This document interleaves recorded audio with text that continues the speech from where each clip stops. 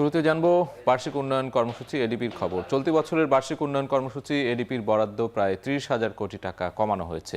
পাশাপাশি ৮ মেগা প্রকল্পে কমেছে ১২,০০০ কোটি টাকারও বেশি বরাদ্দ।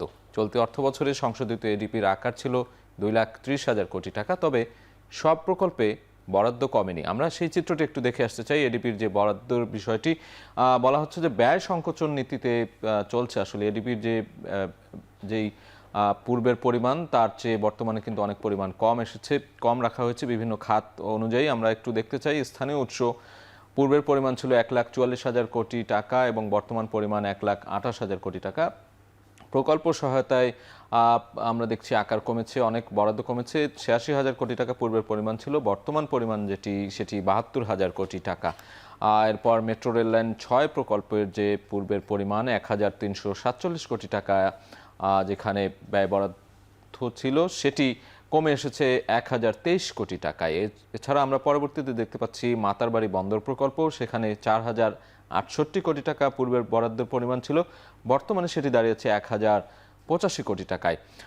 এরপর আমরা দেখতে চাই হাটিকুমরুল রংপুর মহাসড়ক যে প্রকল্প, সেই প্রকল্পের যে ব্যয় সেটি পূর্বের পরিমাণ ছিল ১,৮৭২ কোটি টাকা, যেটি বর্তমানে নেমে এসেছে ১,৫৬২ কোটি টাকা। পরিকল্পনা কমিশনের যে সাম্প্রতিক যে তথ্য, সেটি মাধ্যমে আমরা এই তথ্যগুলো জানিয়ে দিচ্ছিলাম।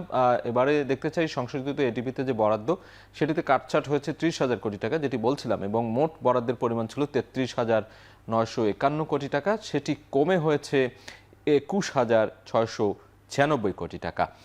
শাহজালাল আন্তর্জাতিক বিমানবন্দর সম্প্রসারণ প্রকল্পে বরাদ্দ কমেছে ৭০%।